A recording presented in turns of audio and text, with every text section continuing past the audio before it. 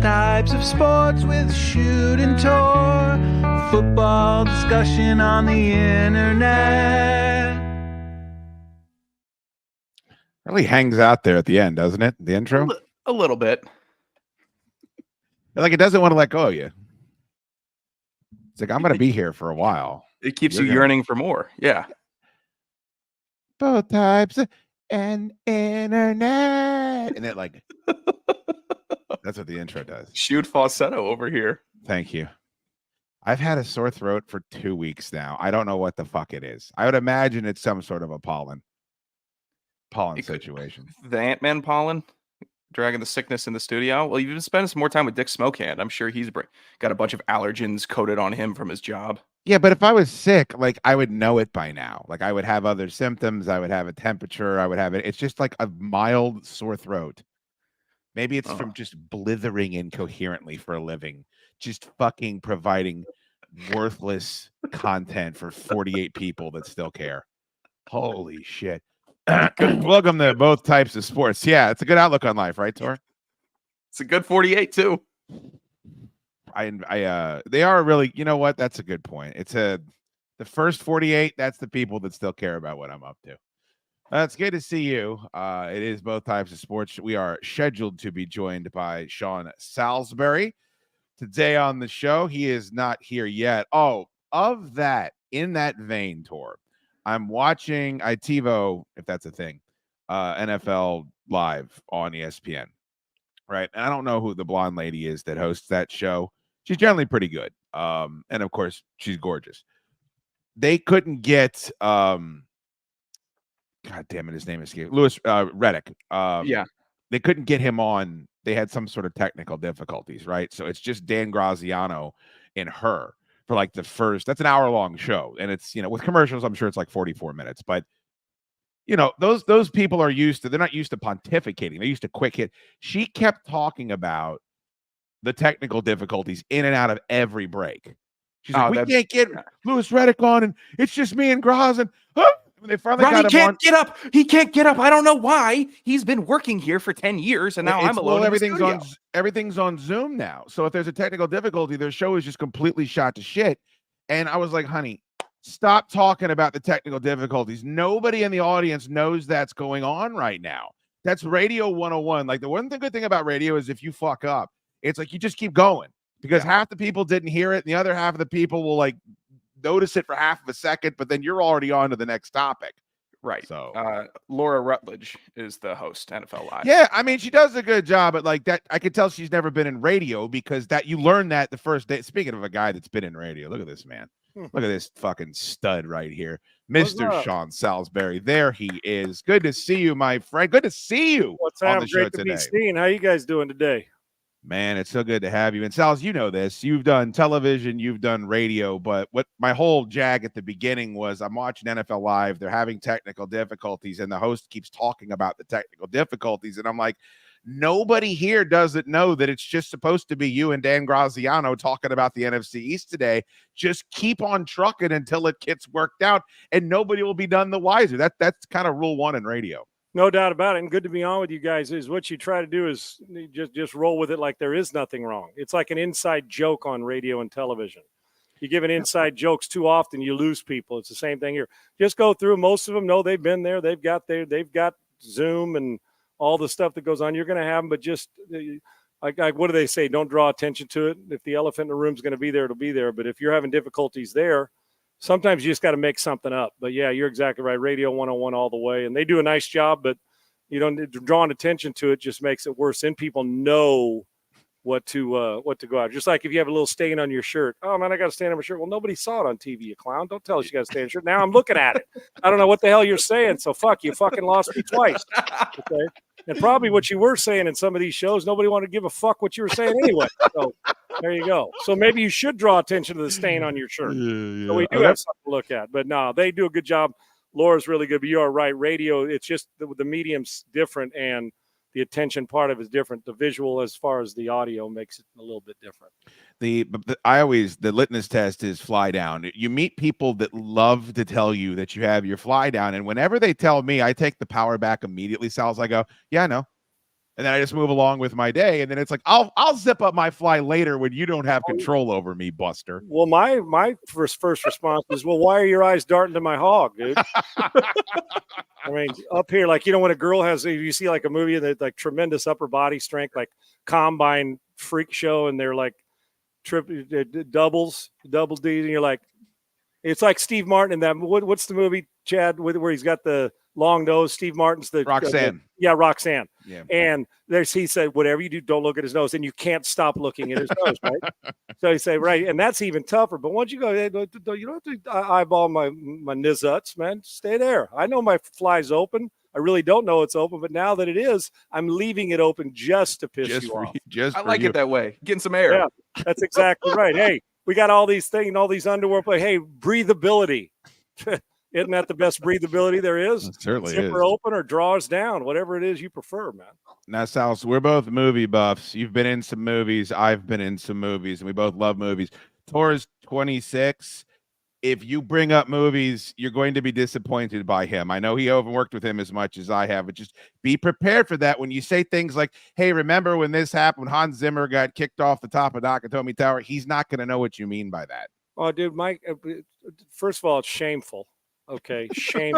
And my favorite is this. My my co-host, Brian Lalima, on my morning show, and he's phenomenal.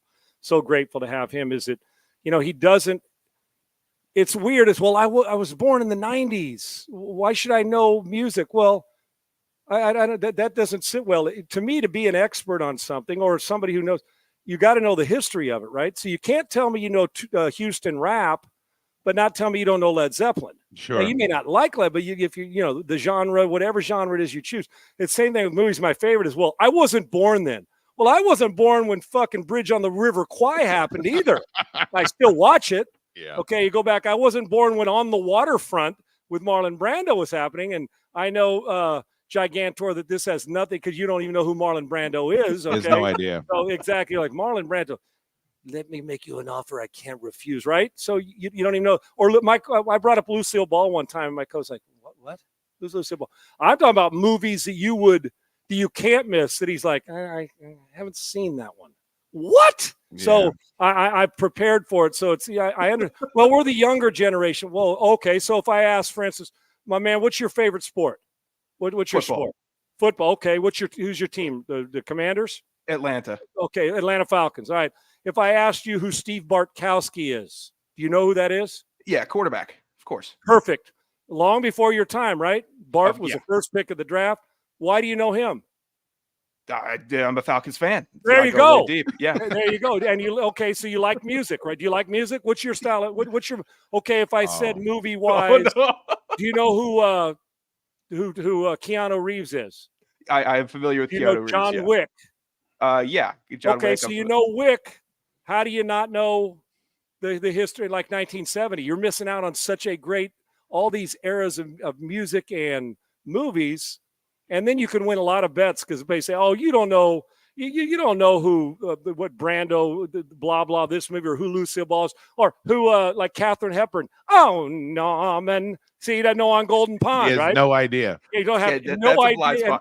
And if I say Kate Hepburn, you're like, I don't know Katharine Hepburn. Matter of fact, you think Margot Robbie is a better actress than Kate Hepburn, and she may very well be for your era. See, she looks good. If you're going to cover, if you know who Bartkowski is, then you got to know who Brando is, right? I did. I will say that I'm proud. Challenge out to you, a little homework assignment, right? I've been trying so hard, Sal. If you would have know the movies I've sent him home with, and then he'll just say he didn't get around because he was busy watching Hot Tub Time Machine 2. Assignments. Of course I have. I've tried everything. I did that to my guy too, and I said every Friday's movie review Friday. And then he'd go back and he'd like, Sal's, man, I can't believe all these movies I discovered I didn't know. Oh, you mean like, I don't know.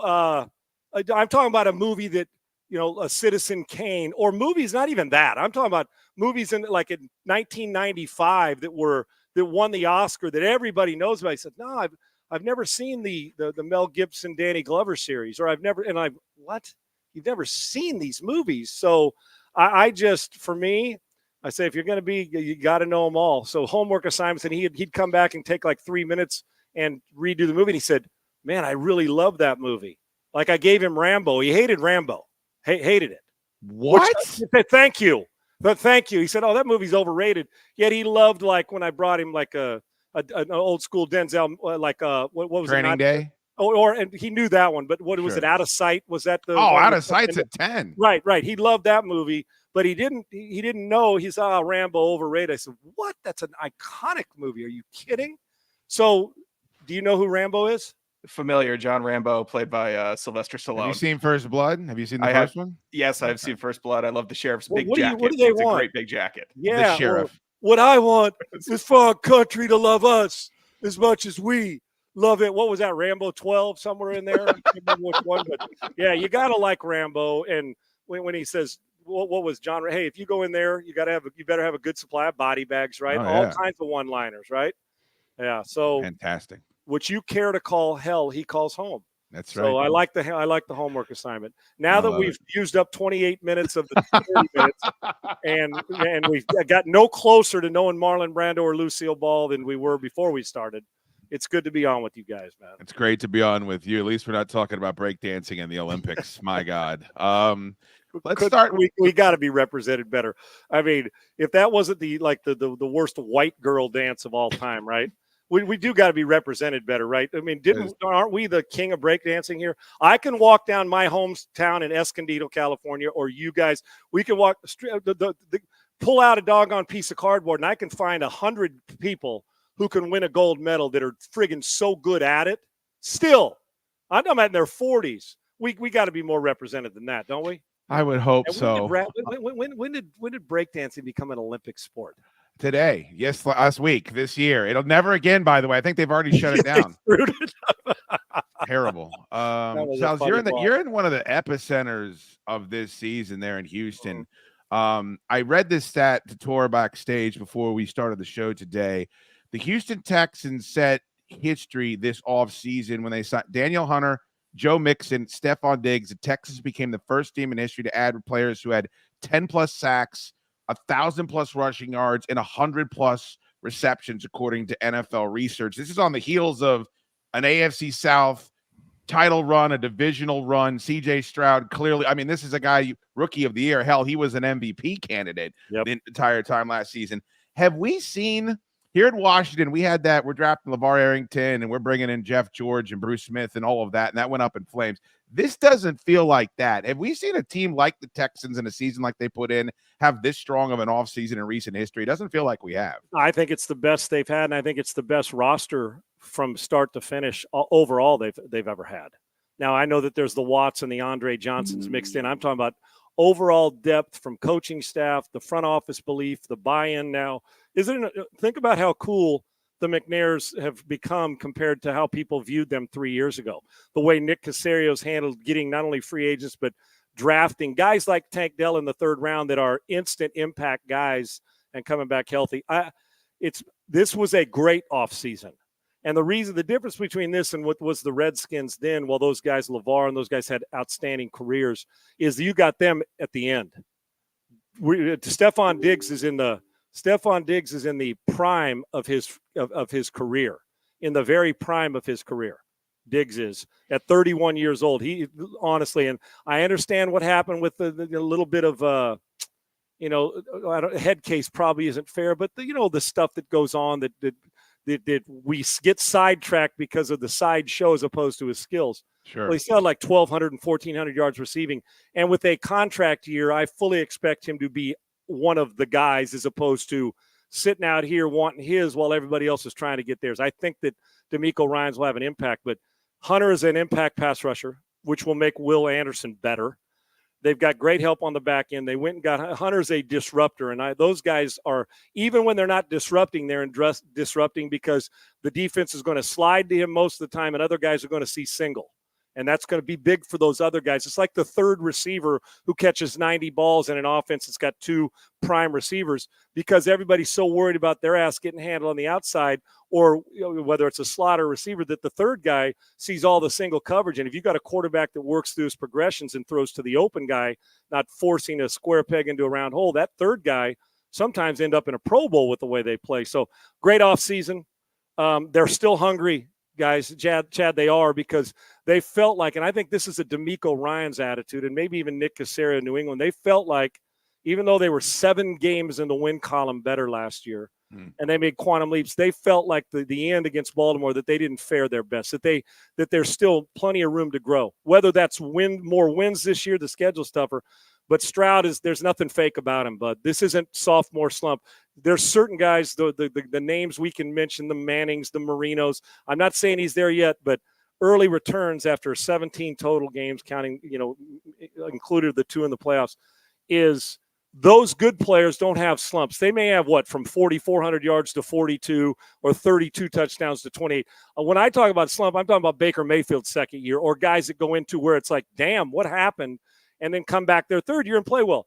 I think you're not immune to it, but I think Stroud's game is so good at throwing the football, and his decision-making is so good. And the roster's better, that I expect Stroud to even play better, regardless of the numbers, to play better, because he'll have more command, because he still doesn't know what he doesn't know. Second-year quarterback, they don't know anything as a rookie. They're just doing their thing, and then it starts to turn on. So I mean that as a compliment. The growth of this guy, nobody throws a better intermediate pass than him. Layers the football, that 15 to 22-yard dig route and comeback.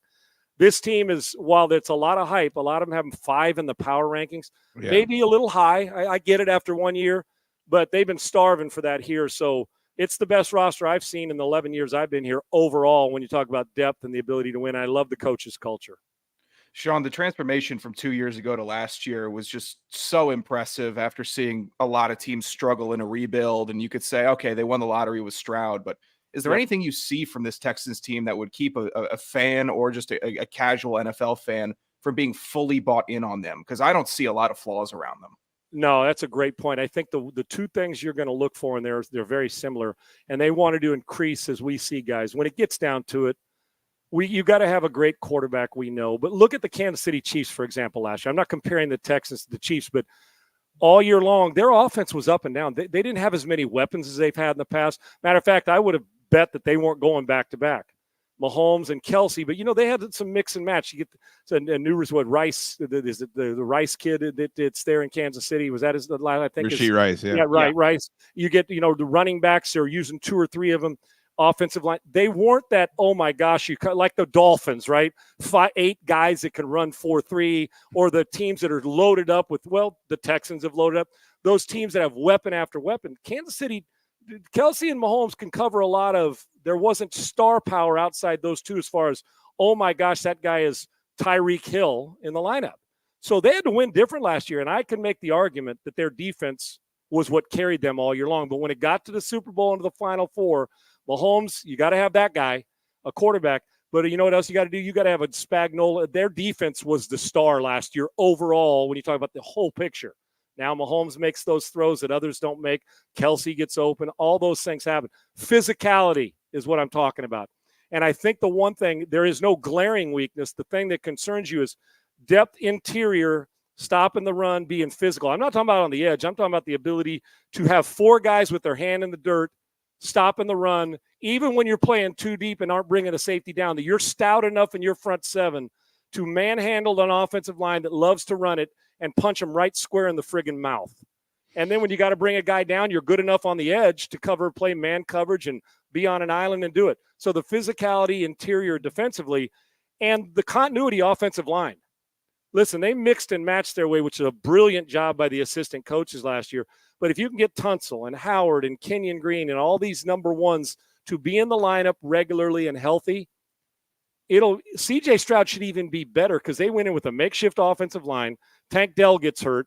Nico Collins is your one. You don't have Stephon Diggs. I mean, Dalton Schultz is trying to work his way in, and you got 3 or 4 different linemen moving around all the time. So there is no glaring weakness. This will be, put it this way, you'll watch the Texans this year if you're not a Texans fan or if they're not playing your team. Why? Because we do that with the Chiefs. We do it with Josh Allen in Buffalo. You're going to want to do it with Jaden Daniels. You do it we want to watch the 49ers and McCaffrey. You're going to want to watch Stroud, and the bandwidth is increased. And I'm going to tell you, in my opinion, the most underrated, top 5 underrated pickups the entire offseason anywhere. If Joe Mixon's as durable as he's been in Cincinnati, his ability in the pass game to do what San Francisco wants to do with McCaffrey, because it's the same system. They want to run it with zone, and they want a big body who can play 3 downs and a guy who can catch 60, 65 balls out of the backfield. You keep an eye on Mixon. If he is healthy in the regular season, which he's been most of the time in Cincinnati, I think he's going to be one of the greatest keys for this team because he takes pressure off in a run game, the play action game, but also gives you some mismatches in the passing game, which the Texans haven't had here really since Arian Foster on a consistent basis. This is the best back they've had since then. This is a devastating – the bandwidth of this team is going to create a lot of problems, and defensively they're going to fly around. Completely agree. And he's getting lost in the shuffle with the Derrick Henrys and all the moving Saquon Right. Barkleys and No the doubt. Josh Jacobs. Sals, we don't usually get super chats like this, but you're bringing them out. Corey Rita, $49.99 super chat. Pumped to have Sal's on BTOS. That is incredibly generous. Thank you, sir. Mike from Don't Sleep, $49.99 super chat. So happy about this reunion. So are we. Thank you for helping us pay the bills. Jeff Nelms, $19.99 super chat. Damn, the greatest football show just got better today. Any show that Sal's is on gets better. That is, dude. I can't begin. And thank you to all those great friggin' fans that you have, man. They love you, man. Well, they I know they love you, and I'm just a small part of it once a week. But man, this half hour is awesome. It means a lot to me, and no matter where we go in our travails and everything we do, brother, being back with you we've been doing this for it's got to be 15 plus years. Long now, right? time. You've been on probably 8 different shows that I've hosted in my career. But you know what? I'm not following the show. I'm following the leader, Yeah. the guy, and your partner. And I'm following people that I know do good shit, that fans love, that are opinionated, that aren't pandering for bullshit, that aren't giving hot takes, that are just fair, honest, and and quite frankly, it's okay to have some laughs while we're doing this. It's you think football, right? So in sports, so you got great fans and listeners. I've missed this, and now that we get it on weekly all year round, this will be a blast. So I'm honored that you'd have me back on, and your people are phenomenal, man. Man, they are unbelievable. You're unbelievable, and that is what a great clip. That tour that's going up on YouTube. Sal's is back. F&A Bobby Double L, $50 super chat. Thank you so much. And Barry Foster, $19.99. Sal's is great. Uncensored Sal's is even better. We're lucky to have him in Houston. Yeah, I know Barry listens to your show every day. I'm going to tell you what, I'm so lucky on our local show too, Chad. You know, listeners that chime with a smart take or that get into the laughs and that are opinionated and will battle with you and then come back that it's not like society is now. You're supposed to hate somebody you disagree with. That's my favorite thing about saying, hey, man, I disagree with you on that, Chad. Oh, well, then I got to unfriend you and unfollow you because I hate you now. Well, whatever happened, hey, man, fuck you. I love you. I can't wait to have a beer with you, even though you disagree. So Barry and we got such great listeners, as I know you do, but to be able to do this nationally like this with you and then the local, I'm so friggin', the truth is getting up at 3:30 in the morning is the easiest gig in the world because of the people you get to talk to and what we're talking about, man. Yeah, man, nothing like it. They say when you retire. You got to drag my ass by my nizuts to get me off that doggone thing. Okay, that ain't happening. I'm glad to hear that. Right. Well, you know a thing or three about quarterbacking the Minnesota Vikings, and of course the news broke yesterday. We were kind of waiting to see what the results would be, and as it always goes, Sal, we got off the air yesterday. We're talking about JJ McCarthy. We're like, what's going to happen? News breaks the second we turn the microphones off. Of course, we know it's going to be the whole year now. Kevin O'Connell came out and said that the surgery's already happened. It was the right meniscus. He's going to miss the season. It's now Sam Darnold's job. Kirk Cousins departs in the offseason. We saw Darnold in that mop-up time against the Ravens. He looked really good. I thought he looked comfortable when he played for San Francisco. He's still just 27. We know he's got a bunch of starts in this league, but there's questions there. Mm-hmm. Now that we have the width and the breadth of the thing, take us through it. Give us a thumbnail. McCarthy looked great in the preseason game. You're not going to have him next year, but Darnold gets a chance to Baker Mayfield this thing. What do you think of the decision for Kirk Cousins? We're not going to pay what Atlanta is. Then you bring in Darnold, you draft the quarterback, and now you sit with what is right now. What do you think about what's going on in Minnesota at the quarterback position? I don't blame Cousins for wanting to go get paid. You know what I'm saying? One bit. And the truth is he'll put up numbers there with the running back Robinson in the backfield and some of the weapons they got, London Drake and the Pitts he's still going to put numbers up. So I don't blame him. As far as this goes, I think Kevin's a really good football coach. I go on in Minnesota every week and we talk about this. This situation's unique. I think when I thought about JJ McCarthy coming out of Michigan, I think North Carolina Dean Smith basketball players. Talented as hell. I'm not comparing him to Jordan, but you think about what Anton Jameson, Jordan, Vince Carter, guys that played in that North Carolina system that you'd average 17, 16 a game in college, but when you went to the NBA, your bandwidth and your ability to explode in an offense because they didn't – I'm not saying they bogged you down, but, it was a team game. Everybody – 8 guys in double figures, 6 guys in double figures.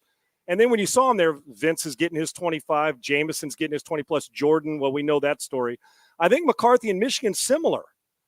The offense was built for physicality, two-way quarterback that can get on the edge, throw the ball with accuracy, get it out of his hand, be a great leader, be tough, and let's win the old-fashioned Jim Harbaugh way. And this guy's more talented than Jim was as a quarterback, and Jim knows this. And he's accurate. And Jim had a hell of a run. I had him in the first round. I had him as my 3rd or 4th quarterback, McCarthy, because smart, and I'm big on winning. If you don't win in college, there's the aberration, but I think it's losing and winning are contagious, and he won. So he's used to it, and he's not used to it, which can also work against you. If you're not used to losing, when you do lose, how do you deal with that adversity? But I like McCarthy. I think he's got a lot of skills, and I'm bummed that we're going to miss him. And I thought it was a good pick by Minnesota and had the ability to be great. So he was held down in Michigan's offense. We didn't see him spread out 4 wides, throwing it all over. They want to run it first, play action, get him on the edge and throw it. I think you're going to see his bandwidth expand when he's able to get back next year, and unfortunately for this year. With Sam Darnold, what's interesting, Chad, and this is not coming from me, and I believe that he's got tremendous skill set. Okay. And it feels to me like Sam's been in the league like 10 years, right? It does. It really does, and he's been through a lot. And you know what I love about him? When have you ever heard him bitch, complain, and make an excuse that it's not him, it's somebody? Never. That tells me something. Now, we can say what we want about the Jets and the 49ers or wherever he's been, that there's been a little underachieving in Carolina. I get it. But he also makes some throws and some plays. You're like, damn, that's why people hold on to it. And at 27, there's still time to rejuvenate. Now, I don't know how many more opportunities to be a starter in this type of offense with a guy with Jefferson and a guy who can coach it up where you're going to have a chance to prove that you are a starter in this league. And unfortunately, in McCarthy, and I think Darnold probably would have started the season anyway. How long he would have kept it remains to be seen, and we won't know until next year, at least with McCarthy. So I've talked to I'm telling you this now. This is not hyperbolic. Let's say a dozen guys that are either former players, quarterbacks, front office people or who coach the position about Sam Darnold in specific. And do you know to the man, I have not yet been told Sam Darnold can't play. Wow. Most of them lean on superstar ability, not sure why. And then my thing is with that, I can finish that sentence. Why is he gets a little too careless with the football at the wrong time. He's got a hero syndrome about him that's got to stop. The hero syndrome meaning I can make every throw. Sometimes you got to do judicious with the ball. Throw it to your mom in the stands. Sign it for her after the game, and we'll live to play another thing. And Sam's still working, and it's time. We can't keep saying we'll win, Sam. It's time because he's got unique ability with his arm. He just does. And they all tell me this. Superstar arm ability. Great kid. Hard work, all these things. Yet the one thing we haven't closed out with is NFL winner and consistently really good. You see flashes of brilliance, and it's a teaser. This is the opportunity. Sam has to seize this, or he may not get a chance to start again. But I'm just going by forget my opinion of him. I think he's got the ball comes out quick. He is careless with the ball. That's got to stop, or you put teams in binds, and coaches don't like that. But I can tell you this. I have yet to talk to a guy who tells me guy can't play. You can't play on Sundays. Wow. I have yet to talk to a guy. And he's got the best receiver in the world to throw to. And now he's going to have an opportunity. We'll see where Minnesota fits in. Are they underrated or properly rated? Darnold's opportunity is as big as it's been since he was in New York. Sals, I know you got a tight schedule today. Do you have time for one more? You're fine, brother. Yeah, no, you're fine, man. Excellent. I just don't want to keep you guys longer than No, you're fine. We can stay here all day with you. We have nothing going on. Tor, go ahead, buddy. Yeah, Sean, you've been there in NFL preseason, and a lot of fans haven't, and a lot of analysts haven't. What's something that you key in on success in the preseason that you watch for that other people wouldn't watch for or may not notice? Because it's preseason, a lot of guys that people may not know, but and they might not be able to make a judgment on success indicators based on a lot of these things. So what's something that you key on when watching these games? And it's at different positions. And I don't mean this like, well, I've been there. I think as a former player and as a broadcaster who's now covered it for it'll be 30 years this next year, is I'm not looking for the thing that the naked eye always sees, right? I think as a player, like when I'm watching a quarterback, I'm watching, okay, footwork in the pocket, not the overall result of it. I want to know how he got to the result, I guess is what I'm saying, whether it's wide receiver, he made a great catch. Was the route sloppy and he had to make a great catch? Would it have been an easier catch if he'd have been more precise and dynamic on the route? And I'm looking for me, like in pass protection, when a rookie's in at running back, I want to know, can he block the edge rusher, or is he a 2-down back? I got to get him out on 3rd down because he can't protect my damn quarterback. So those are the things, and I'm not in long spurts. I personally think you learn more about your team on the practice and your players on the practice field, and in those, where you're practicing against the other team. I do. They're more intense. There's more fight. Look at what Schwartz and Kevin had to go through, and he said, man, back off on the physicality. Guys were falling down, getting hurt on a regular basis in these practices between teams. And I think at times you want to see how your guy handles the choke threat, because for you and I, we're sitting back saying, I'll watch the first group, but I really don't care about the 3rd running back when we're watching preseason. I think we all get caught up in that. But you know how important it is to the 3rd running back? It's his life. Yeah. He gets cut. There's guys that are going to get cut that aren't going to get a second chance to ever go back to another training camp. It's just going to happen. So I take that in because I was one of those guys. You expect to get drafted, didn't, and then you're in for the battle of your life. You want to make a team, and that first impression is so important. So I'm looking when I do it from a coach and former player standpoint. I want to see the stuff that they're not good at, or that maybe we look and they say, okay, he's not a great pass protector. Well, did he work on it this offseason? Is he going to go up and thump the shit out of somebody so my quarterback can put his foot in the ground and deliver it? Or is he going to just do what we expected? Whiff, let a guy go by and end his ass up, hand and Gatorade to the 1st and 2nd string running back. So I'm looking at probably those things. It's easy to just look at stats, and I know a lot of people do, but and there's a lot of people who know the game and study it deep. And it's not even that I know it. It's just I'm just looking because having played, I know what those coaches want to see. Is the 3rd running back running down on special teams and making a play? Is that backup linebacker? We've eliminated the middle class from football, so we got to find guys, that's why they're paying the guy the minimum salary rookie. Are you going to run down and make me a play on special teams?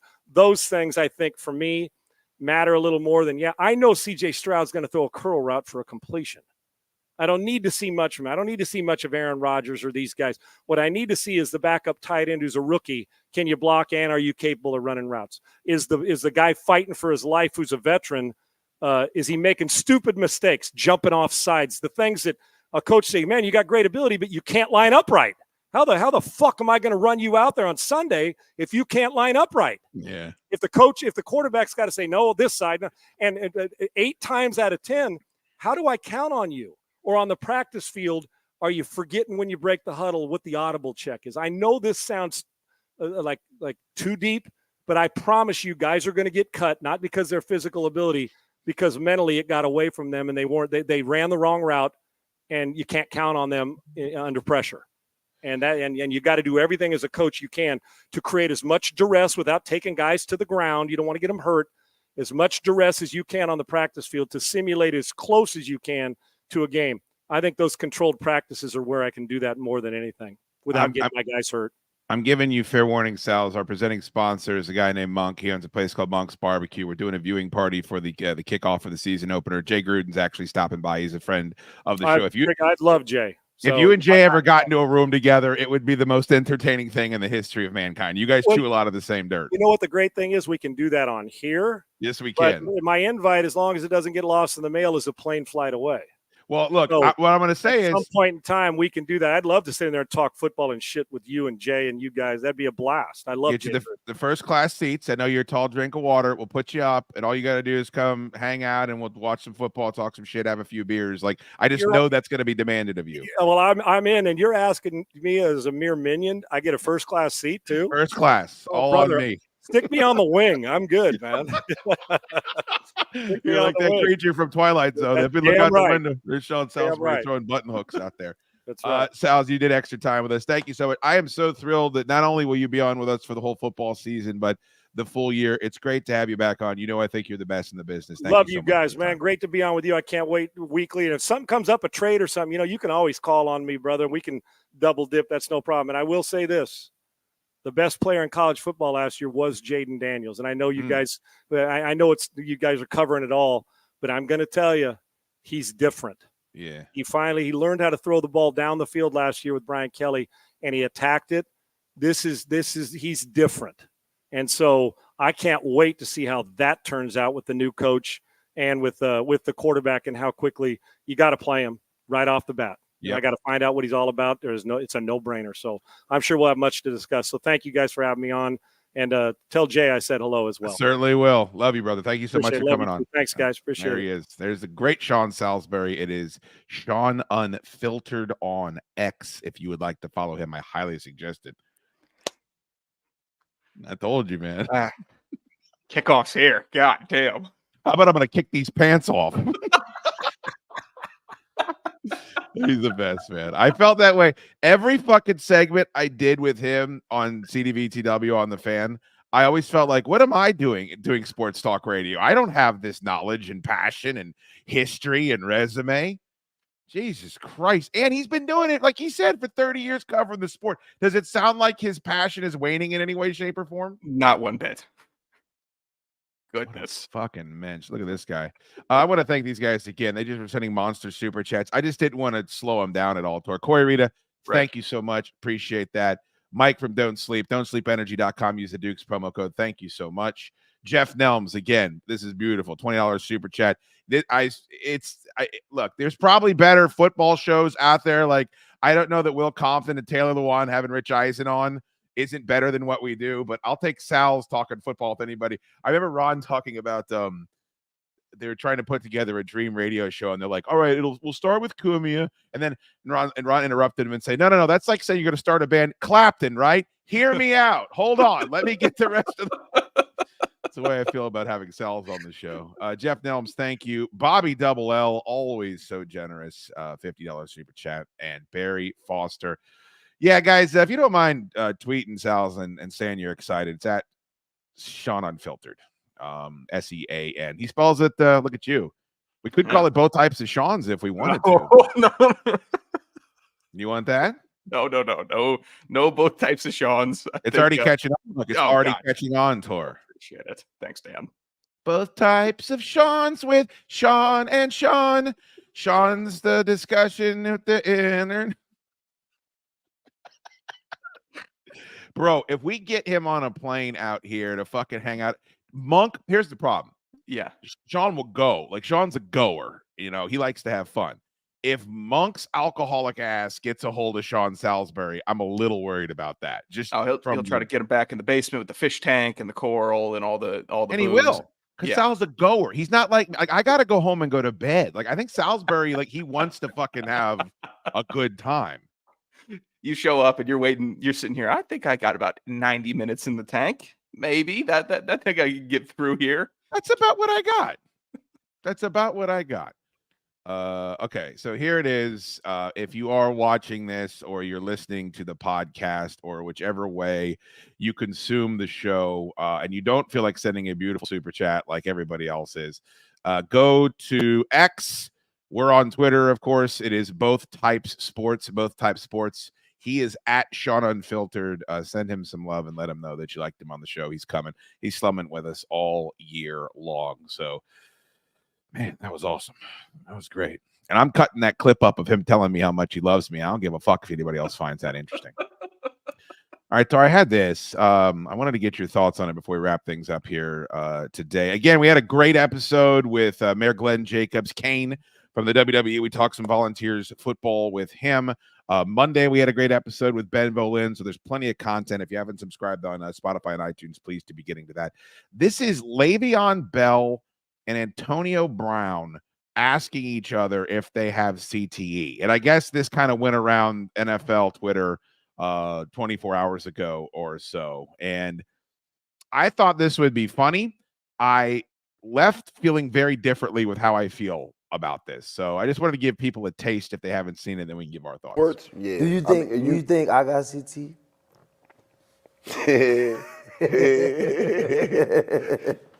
Shoot, I don't think you got CT.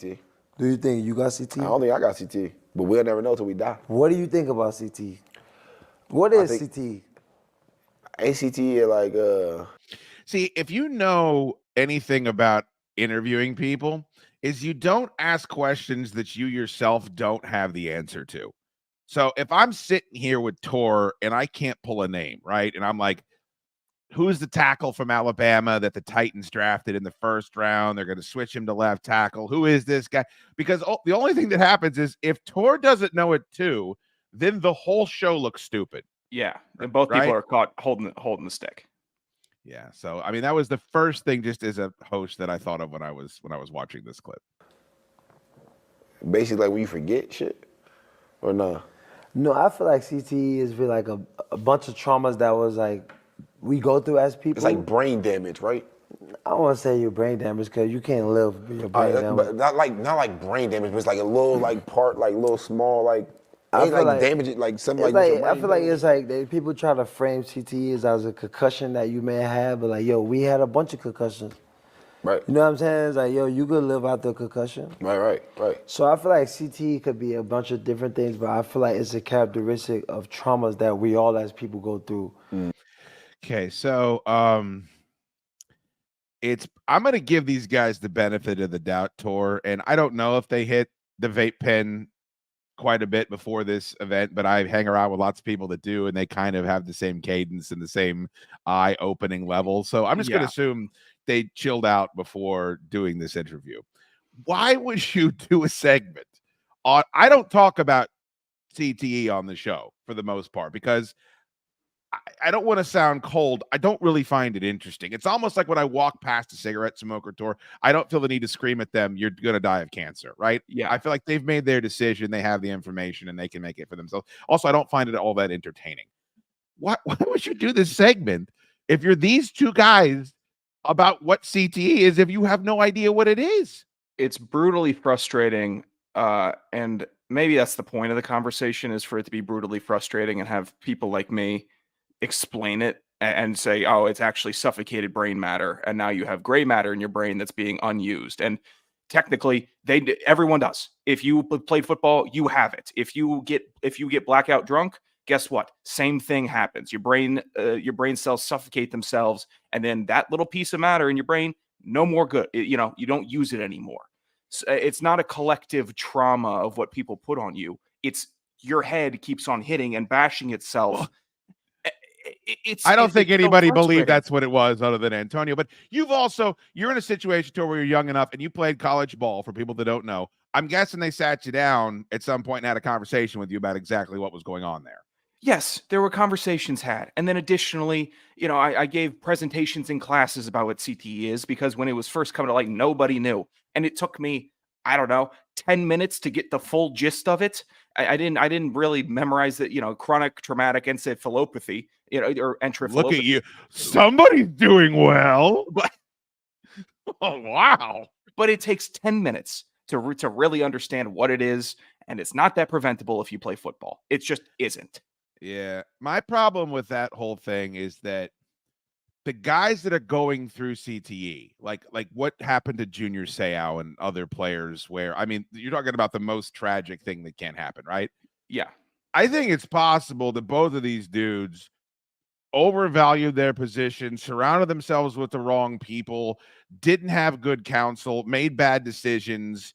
I don't know if substance abuse played a big part of it, but the problem with football players, this is tough for guys that really are getting ravaged by it and really are going through it and having a tough time and are going to continue to have a tough time in their lives, because I think you can have boobs that act like boobs that maybe aren't suffering from exacerbated CTE. And this conversation, I don't think, helps that at all, because now everyone's making fun of this on the internet. If you look at their responses to this conversation, they're fucking brutal. Nobody is having any sort of compassion, and maybe you shouldn't. These are grown men that have made millions of dollars and done really well, and they have access to the same information that we all do.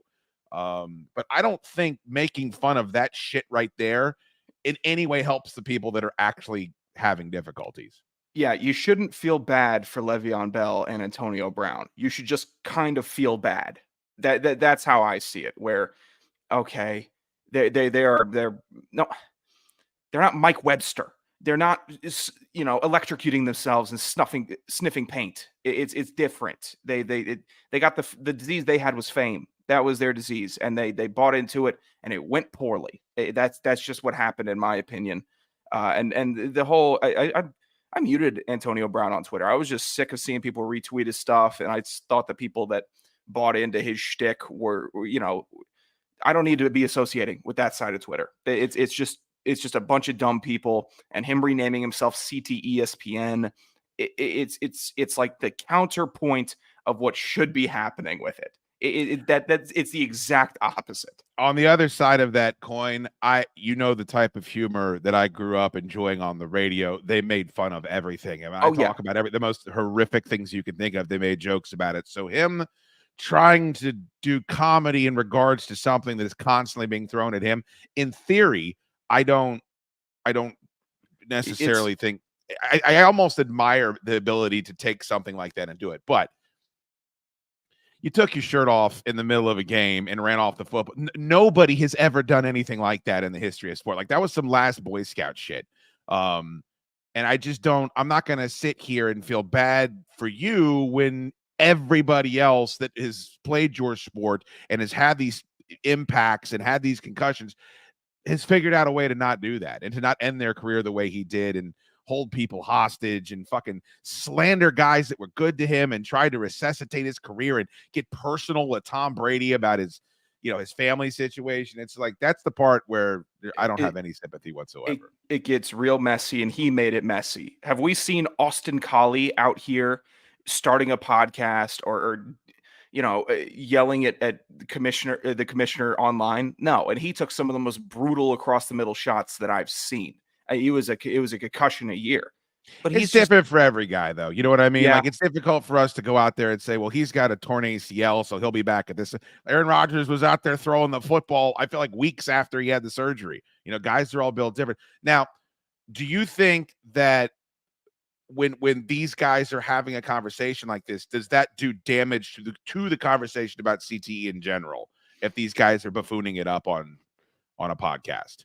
I think it depends on how rational the person listening wants to be. If they hit a pen and wanted to giggle along with it, sure, then maybe they could do that. But if you're a rational person, then I think it's fine to have this, because you would see the exact opposite of how the condition, disease, whatever should be treated. So I'm not saying that it should be pulled. I think everybody should be able to start their own podcast. I don't think we have enough personally. And we need more football podcasts. It is kind of the burden has fallen upon Tor and I to be one of the few podcasts that discusses football and the football off season on the internet. And I'd like to say that we're ready for that burden. Last thing I want to talk about today, I'm sure he'll sign with San Francisco the second I click fucking upload, but Brandon Ayuk apparently is closer to re-signing with the 49ers, but there's also this deal in place to send him to Pittsburgh. I wonder what that means, Tor, because there has been a lot of hype this offseason about Juwan Jennings looking like a guy that could be poised for a breakout. He looked good down the stretch last year. Ricky Pearsall, they draft him in the first round out of Florida. Everybody's already saying deep threat over the top. He's Christian Kirk. Christian Kirk was more. If the 49ers believed that, I think they would have already fucking made this deal for Brandon Ayuk, because they're right now choosing him over Deebo Samuel, right? Like, if Brandon Ayuk gets the deal, Deebo Samuel's gone, because you got to pay Brock Purdy, and you've already paid everybody else. Oh, and by the way, Trent Williams is quietly not playing either under a contract where he's getting paid a shitload of money. I think that's a bit of a condemnation on these other guys that we think they've gotten a chance to look at Juwan Jennings for a couple of seasons. They got a chance to at least see a preseason game with their first round pick. I think that kind of speaks volumes as to what their decision-making process is going to be, so they don't end up like the Dallas Cowboys with three guys they got to pay in one offseason. Yeah, I think also maybe privately, Ayuk is saying, don't ship me there. Don't put me in Pittsburgh. We definitely did that with New England, according to the reports that we all saw. Please. I saw Russell Wilson the last couple of years. I saw Fields, and Fields could beat bad teams, sure. I like it here. I think let's try to figure it out. All right. This is now we're at the final negotiations. I think he does definitely want to stay in San Fran, given that the last remaining real destination is Pittsburgh. Tomlin was on that show, the NFL Live yesterday, and he was saying that Russell Wilson already knows like the entire playbook back to back in Pittsburgh, and he's not been able to play because he's hurt, and that's why Justin Fields is out there in practice wowing people. But they said that his mastery of the play action portion of Arthur Smith's playbook is there for Russell Wilson. You imagine that's a lot of Arthur Smith's playbook. Yeah. So I don't know, man. The fucking Steelers get 9 wins out of Mitch Trubisky and Mason Crosby and Kenny Pickett. If Russell Wilson is what he was in Denver last year, they can win 10 games. So I know it's in style to just kick the shit out of weird-ass Russell Wilson and say this is a mess. And what if it's Russell Wilson takes them to the playoffs for a couple years, they fix Justin Fields, and they have their new Big Ben and their new franchise quarterback? It's more likely that happens in Pittsburgh than not, because Pittsburgh just gets it right most of the time. It would be, I have some latent resentment against Arthur Smith and what he did in Atlanta. I know you do. But he always wanted Russell Wilson to come to Atlanta. He wanted to he thought that that he would fit in his scheme perfectly. I remember the big push before he went to Denver. Oh, Rusty, is he coming? Is he coming on a visit? When are we doing this? And then didn't happen. He went to Denver, and that didn't turn out very well. But they're finally united, I guess. And if it works out, it works out. I just think that maybe if Arthur Smith evolves a little bit and doesn't try to be like too smart for the room, I think he could run up a really good offense. I saw what he did in Tennessee. He did great things there. Pittsburgh maybe gets back to the traditional format of that, where he's not the one calling all the shots. Hey, I'm just running the offense.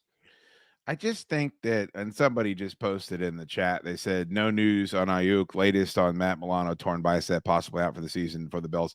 You don't understand, Ron Mexico. It's going to happen the second that we go off the air, and then I start uploading the episode to everywhere else. That's when it's going to happen.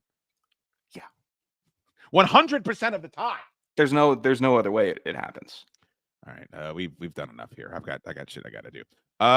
Hopefully you guys, if you're in the Northern Virginia area, the Chad Duke Show NFL 2024 season kickoff watch party, Chiefs Baltimore Ravens goes down Thursday, September 5th at Monk's Barbecue. Jay Gruden will be in the building. We will be giving away Chad Duke Show big fucking Yeti things. There's going to be a chili cheese dog on special. We got all new merch. Gonna be a great time. Prizes, hijinks.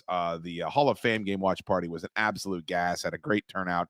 So if you want a place to watch the game, you go ahead and watch the game with us. Tor, I told you who this was in the Ravens uniform the last time I plugged this.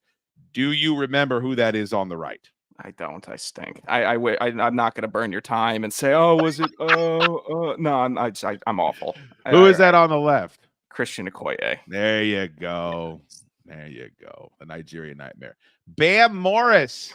I had no shot. You want to talk about a goal line vulture? My God.